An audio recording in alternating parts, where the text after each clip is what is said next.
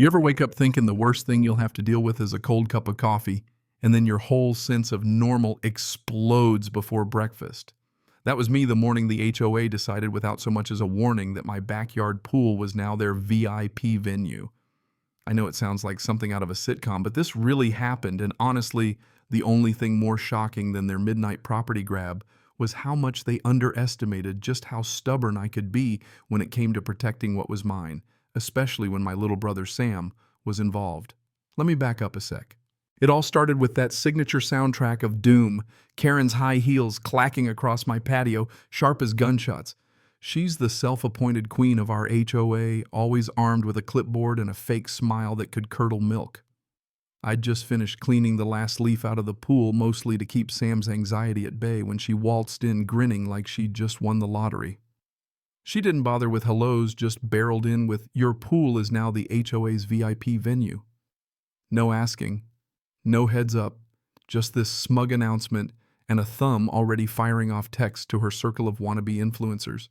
Sam, bless him, just hugged his sketchbook and tried to disappear into the background. He hates conflict. Me, my patience was running on fumes. Karen started rattling off something about a new event priority mandate, waving her clipboard around like it was the law of the land and insisting that she designated my pool as prime community space. I kept my cool as long as I could, pointed to the giant friendly private property sign, even reminded her that my deeds got my name on it. She didn't care. She sniffed, told me I was being difficult, and threatened fines so steep you'd think she was selling tickets to the Super Bowl, not hosting a backyard shindig. "You'll regret this, Tom," she hissed before storming off, heels clacking all the way. And just like that, my peaceful Saturday evaporated into the sticky kind of silence you get before a tornado rolls through. See, Karen wasn't new to this. Ever since she got herself elected HOA president, mostly because nobody else wanted the gig, she's treated the bylaws like her own personal playbook. Before her, the HOA just kept the flower beds tidy and hosted a barbecue or two. With Karen, everything became a battle. Our first run-in was over the mailbox. Believe it or not, apparently ours was an unapproved shade of beige. Not just beige, the wrong beige. She left a letter with the exact color code plus the threat of daily fines. I remember Hank, my neighbor, shaking his head and muttering, "Classic Karen." And don't even get me started on the Great Rosebush Rebellion. Sam loves his roses, planted this beauty by the porch, and sure enough, Karen decided it was obstructing the architectural integrity of the facade. I did my homework. Bylaws said nothing about roses. Still, she kept pushing, twisting the spirit of the rules to suit her mood. Hank suggested planting poison ivy around the roses, classic old-school rebellion, but I went another route. A few neighbors and I started showing up at meetings, asking questions, making noise. It rattled her, but it didn't stop her. So when Karen tried to snatch my pool for her VIP party, it was the final straw. She didn't just want a party. She wanted to turn our sanctuary, especially Sam's, into her trophy for the day. After she left, Sam asked me, "She can't really do that, can she?" I hugged him, told him I'd handle it, but deep down I knew we were in for a fight. Monday came with a hand-delivered official mandate taped to my front door, written in bureaucratic nonsense and demanding that I have the pool in optimal operational and hygienic condition for her party. She even presumed her guests would be using my bathroom. The audacity. I called the HOA management company, got nowhere. Their advice: wait 3 weeks for the next board meeting. Party was in 5 days. Typical. But Hank had my back. He offered to help barricade the yard, maybe even build a water balloon cannon. But what I needed was a plan that was legal, airtight, and guaranteed to ruin Karen's party, not my peace of mind. That's when I heard her bragging at the clubhouse about non-refundable deposits and 50 VIPs she was selling tickets for this thing. Now, it wasn't just about entitlement, it was fraud. That twist cranked the stakes up to 11. If her party didn't happen, Karen was on the hook financially, socially, maybe even legally. I dug out every document I had. My deed, the HOA's original bylaws, everything. No way. No loophole, no midnight mandate could let them commandeer private property for community events. Karen's new priority mandate was a paper tiger. I spent that night setting up a perfectly legal urgent maintenance operation, complete with a big sign, documented notice, and my trusty submersible pump. If Karen wanted a pool, she was about to get the emptiest pool this side of Death Valley. Day of the party, the weather was perfect. I posted a letter to the HOA delivered by Janice Karen's right-hand lemon sucker announcing the urgent closure of my pool. Then I fired up the pump and started draining gallon by gallon all that blue serenity right down the storm drain. Sam came out, saw what I was doing, and grinned for the first time in days. Hank brought donuts and watched like it was pay-per-view. We all knew the showdown was coming. Right on schedule.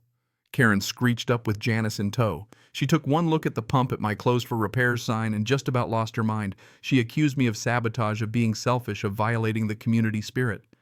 I stayed calm, showed her my deed, quoted the real bylaws, and thanks to Hank's earlier tip, hit her with the kicker. Was that before or after you sold non-refundable tickets, Karen? She went pale. Janice actually gasped. There it was, the moment she realized she wasn't as clever as she thought. But Karen doesn't know when to quit. She threatened astronomical fines, public shaming, and even tried to bluff her way through with her made-up rules. I didn't budge. When her VIP guests started rolling in fancy cars, influencers the whole 9 yards, they found an empty pool and a very official-looking sign instead of their promised aquatic oasis. And that's when Karen called the cops. Yeah, she really dialed 911 to report vandalism of HOA property. Sirens, flashing lights, the works. The whole neighborhood was out watching from their lawns, phones up, probably streaming the drama. Officer Miller took one look at my deed and my sign, then at Karen's frantic clipboard waving, and said, "Ma'am, this is private property. You have no authority to reserve it, host events, or charge people admission without permission." Her jaw dropped. One of her VIPs, a lawyer of all things, asked about refunds and started talking about misrepresentation and breach of contract. It unraveled fast. The officers gave Karen a warning about filing a false report and told her she'd better settle with her ticket holders. The VIPs stormed off, some snapping photos for what was sure to become an epic viral fail. Hank couldn't resist a final dig, asked Karen if the party needed more ambiance, and watched his dog Max pee on her marigolds. By sundown, Karen was gone, face like thunder dreams in ruins. Hank gave me a shoulder clap, called it poetry in motion. Sam ran outside, eyes bright, hugged me hard.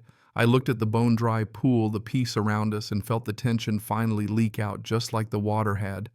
The question of how far a man will go to protect what matters. Turns out as far as it takes. With the right documents and a good pump, you can drain more than a pool. You can drain every ounce of power from a bully. In the days after word of the Great Pool Showdown went viral, the influencer posted a takedown video. The HOA held a meltdown meeting, and Karen resigned, no apology, just gone. Janice bailed too. By the end of the week, the neighborhood felt lighter.